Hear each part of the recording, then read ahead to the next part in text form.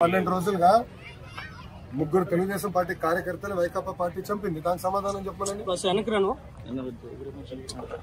Tummapudi మంగళగిరిలోనే minority సోదరుల్ని Vaikapa నాయకుడు చంపాడు. Bat పట్టుకుని కొట్టి చంపేశాడు. వాళ్ళు మా కార్యకర్తలు చంపి ఇప్పుడు ఏం ప్రశ్న అడుగుతున్నారు. ఈ రోజు కూడా తాడిపత్రిలో మా కార్యకర్తను చంపేశారు. చంద్రబాబు నాయుడు గారు ఓర్పు సహనంతో మమ్మల్ని ఉండమన్నారు కనుక ఓర్పు సహనంతో ఉన్నాం. లా అండ్ ఆర్డర్ మెయింటైన్ చేయమన్నారు కనుక మేము ఎక్కడ ఇష్యూ చేయట్లా.